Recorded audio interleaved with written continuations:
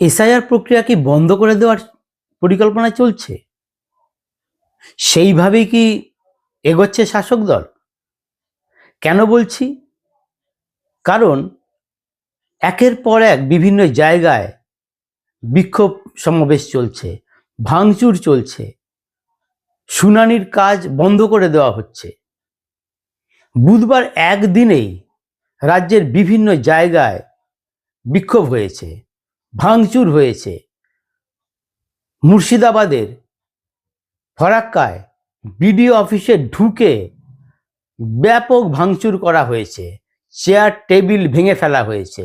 আর এই বিক্ষোভের নেতৃত্ব দিয়েছিলেন স্থানীয় তৃণমূল বিধায়ক মনিরুল ইসলাম।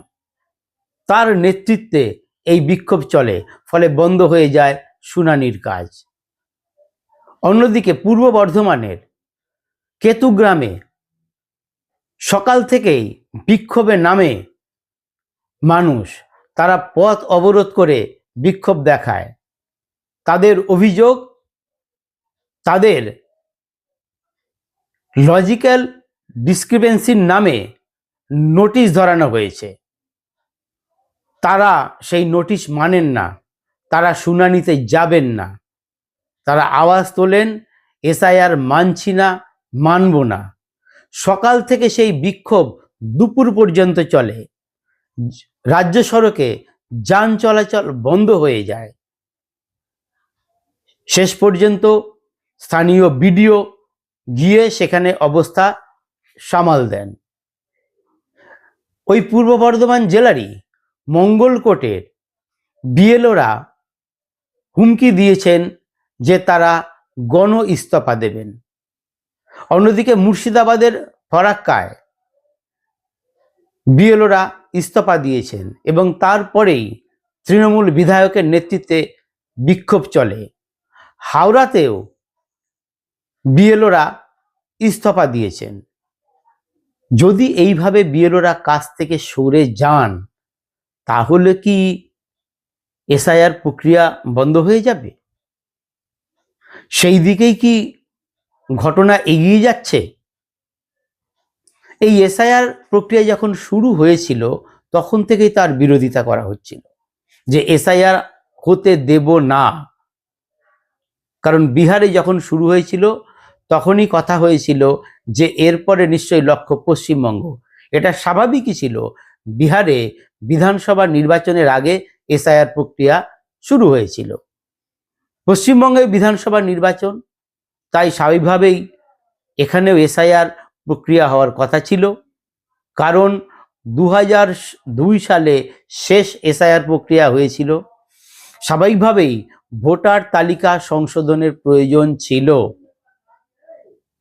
কিন্তু প্রথম থেকেই বাজার গরম করা হচ্ছিল যে এসআইআর হতে দেব না। কিন্তু শেষ পর্যন্ত এসআইআর প্রক্রিয়া শুরু হয় এবং সেটা চলছিল। বেরোলো খসড়া ভোটার তালিকা। সেই ভোটার তালিকার কিছু ত্রুটি বিচ্যুতি ছিল। মনে রাখতে হবে এটা খসড়া তালিকা, এটা কিন্তু চূড়ান্ত তালিকা নয়।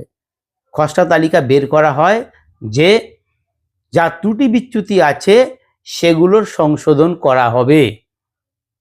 কিন্তু সেই খসড়া তালিকার ত্রুটি বিচ্যুতি নিয়েও শাসক দল বাজার গরম করে শুরু করলো। তারা বলতে শুরু করলো বহু মৃত ভোটারের তালিকায় জীবিত ভোটারদের নাম ঢুকিয়ে দেওয়া হয়েছে। যদিও সংখ্যাটা বিশাল কিছু এখনো বেরোয়নি, কারণ বারুইপুরেই মাত্র 3 জনকে হাজির করেছিলেন রাজ্যের যুবরাজ। অন্যদিকে কোচবিহারে 10 জন এরকম ভোটারকে হাজির করেছিলেন যাদের ভোটার তালিকায় মৃত হিসাবে দেখানো হয়েছে। আচ্ছা, এর জন্য কি শুধু নির্বাচন কমিশনই দায়ী? একটা জিনিস দেখতে হবে, নির্বাচন কমিশন যে কাজগুলো করে সেই কাজ কিন্তু তারা তাদের নিজস্ব কর্মী দিয়ে করে না। তাদের নির্ভর করতে হয় রাজ্য সরকারের উপরে। এই ইলেকশনের কাজ যারা করছেন, এসআইআর এর কাজ করছেন, জেলা স্তরে ডিএম রয়েছেন, যে মহকুমা শাসক রয়েছেন, বিডিও রয়েছেন, আর বুথ লেভেলে যারা কাজ করছেন যে বিএলওরা, তারাও সব রাজ্য সরকারের কর্মচারী। আবার এই বিএলওদের সঙ্গে রয়েছে বিভিন্ন রাজনৈতিক দলের বিএলএ। আপনারা দেখেছেন সেই বিএলএরা আপনাদের বাড়িতে গেছে, ফর্ম দিয়েছে, ফিল আপ করার পর তারাও দেখেছে, এরপরে বিএলও সেগুলো জমা নিয়েছেন। স্বাভাবিকভাবেই যদি জীবিত ভোটারকে মৃত ভোটার হিসেবে দেখানো হয়, তাহলে তৃণমূল কংগ্রেসের যিনি বিএলএ ছিলেন তিনি কি বিষয়টা দেখেননি? বিএলও কি বিষয়টা দেখেননি? তাহলে কেন এই নামটা মৃতের তালিকায় চলে গেল? এখানে কি বলা ধরে নেওয়া যায় যেটা চক্রান্ত করে করা হয়েছে? কারণ যারা কাজ করছেন যে বিএলওরা, তারা তো সব রাজ্য সরকারের কর্মচারী।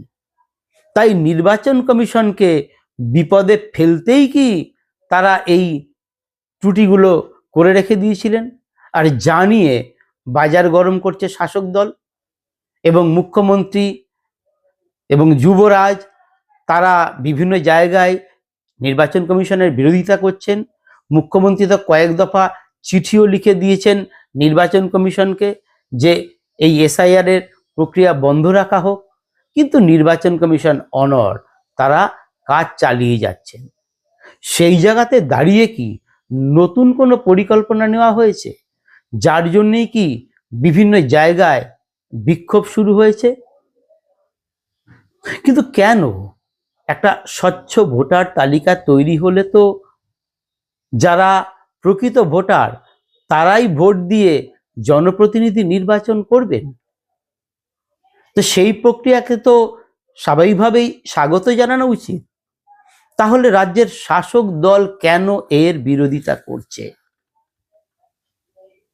আসলে ইতিমধ্যেই প্রায় 58,20,000 নাম বাদ গেছে।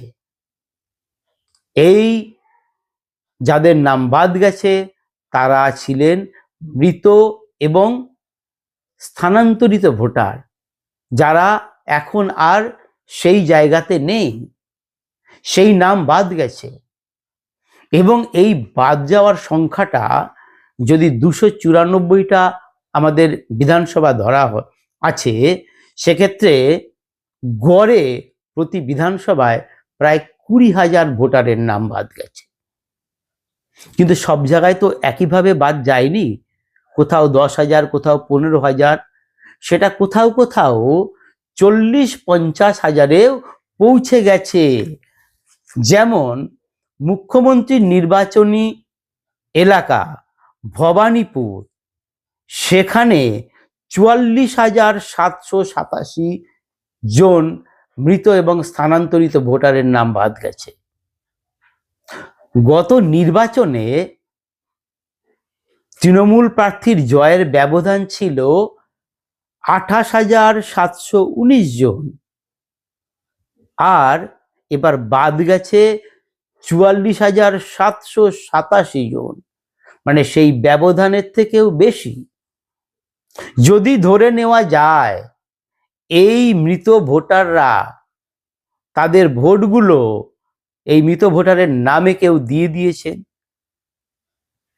যদি এই ভোট দিতে না পারতেন তাহলে তো ব্যবধান 28,000 থাকতো না, সেক্ষেত্রে ব্যবধান অনেক কম থাকতো, হয়তো বিরোধী প্রার্থীও জিতে যেতে পারতেন। একইভাবে চৌরঙ্গী বিধানসভা কেন্দ্রে তৃণমূল প্রার্থী জিতেছিলেন 45,344 ভোটে, কিন্তু এসআইআর এর প্রাথমিক প্রক্রিয়ায় বাদ গেছে 74,553 জন। ভাবুন, কোথায় 45,000 ব্যবধান, আর সেই ব্যবধানটা মৃত এবং স্থানান্তরিত ভোটার সেখানে রয়েছে 74,000। কি করে বলবেন যে এই 74,000 ভুয়ো ভোটারের ভোট ভোট বাক্সে পড়েনি। রাসবিহারী কেন্দ্রে ব্যবধান ছিল 21,406, কিন্তু ইতিমধ্যেই বাদ গেছে প্রায় ডবল 42,519 জন ভোটারের নাম।